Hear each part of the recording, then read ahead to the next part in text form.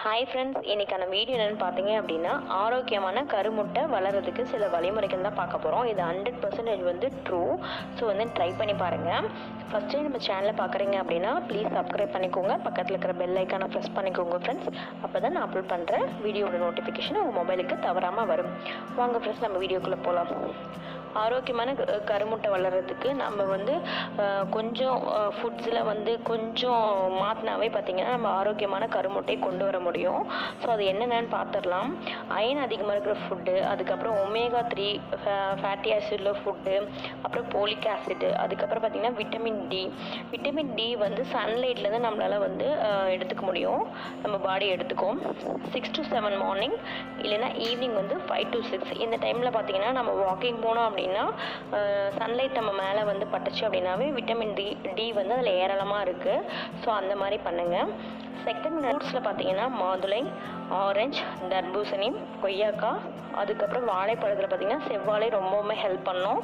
அதுக்கப்புறம் அத்திப்பழம், அப்புறம் கொஞ்சம் வால்நட்ஸ் எடுத்துக்கலாம்.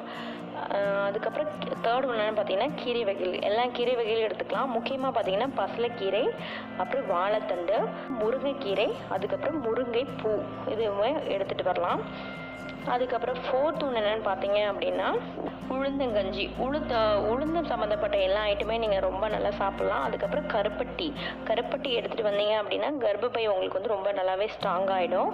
அதுக்கப்புறம் ஃபிஃப்த் ஒன்று என்னென்னு பார்த்தீங்க அப்படின்னா பால் ப்ராடக்ட் எல்லாமே, பால், தயிர், நெய், வெண்ணெய் இந்த மாதிரி எல்லாமே எடுத்துகிட்டு வரலாம். அதுக்கப்புறம் ஃபிஷ்ஷும் கூட நீங்கள் எடுத்துக்கலாம். இதெல்லாம் நீங்கள் இன்டேக் பண்ணுறப்ப பார்த்தீங்கன்னா மெயினான விஷயம் பார்த்தீங்கன்னா உங்களோட பாடியோட டெம்பரேச்சர் வந்து நீங்கள் வந்து வாட்ச் பண்ணணும். ஸோ வந்து பாடியோட டெம்பரேச்சர் வந்து அதிகமாக இருந்துச்சுன்னா ஒரு கருமுட்டையால் வந்து உள்ளே தாக்கு பிடிச்சி இருக்க முடியாது. ஸோ அதனால் பார்த்தீங்கன்னா உடம்போட சூடை வந்து நீங்கள் கம்மி பண்ணணும். அதுக்கு ஒரு நாளைக்கு பார்த்தீங்கன்னா நீங்கள் 3 to 4 லிட்டர் தண்ணி குடிக்கணும். அதோடு சேர்த்து வந்து பார்த்தீங்கன்னா இளநீ குடிக்கலாம். அதுக்கப்புறம் மோர் குடிக்கலாம். முதல் நாள் நைட்டே வந்து வெந்தயத்தை ஒரு ஸ்பூன் தண்ணியில் ஊற வச்சுட்டு மார்னிங் எழுந்துச்சு எம்டி ஸ்டமக்கில் அந்த தண்ணி குடிச்சிட்டு அந்த வெந்தயத்தையும் வந்து மென்று சாப்பிட்றலாம். அதுக்கப்புறம் பார்த்திங்கன்னா வீக்லி ஒன்ஸ் வந்து ஆயில் பாத் எடுத்துக்கணும். நல்லெண்ணெய் வச்சு தலைக்கு வந்து நீங்கள் குளிச்சுட்டு வந்தீங்க அப்படின்னா உங்களுக்கு வந்து பாடி வந்து ஹீட் ஆகவே ஆகாது.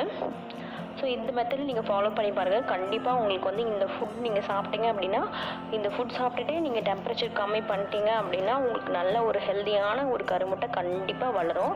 இது 100% ட்ரூ. ஸோ என்ன சாப்பிடக்கூடாதுன்னு பார்த்துடலாம். நம்ம எல்லாத்துக்கும் தெரிஞ்சது தான். பேக்கட் ஐட்டம் சாப்பிடக்கூடாது, ஒயிட் சுகர் சாப்பிடக்கூடாது. அதுக்கப்புறம் பார்த்திங்கன்னா பதப்பட்ட பொருள், அதுக்கப்புறம் ஸ்ட்ரீட் ஃபுட்னு சொல்லக்கூடிய அந்த மாதிரி ஃபுட்ஸ் எல்லாம் நம்ம எதுவுமே எடுத்துக்கக்கூடாது. ஸோ வந்து நம்ம நேச்சுரல் அண்ட் வந்து வீட்டில் சமைச்ச உணவு சாப்பிட்டா மட்டும்தான் ஒரு ஹெல்த்தியான கருமுட்டையை கொண்டு வர முடியும். ஸோ இந்த வீடியோ உங்களுக்கு பிடிச்சிருக்குன்னு நம்புகிறேன். பிடிச்சிருந்தா லைக் பண்ணுங்கள் ஃப்ரெண்ட்ஸ். Thank you friends.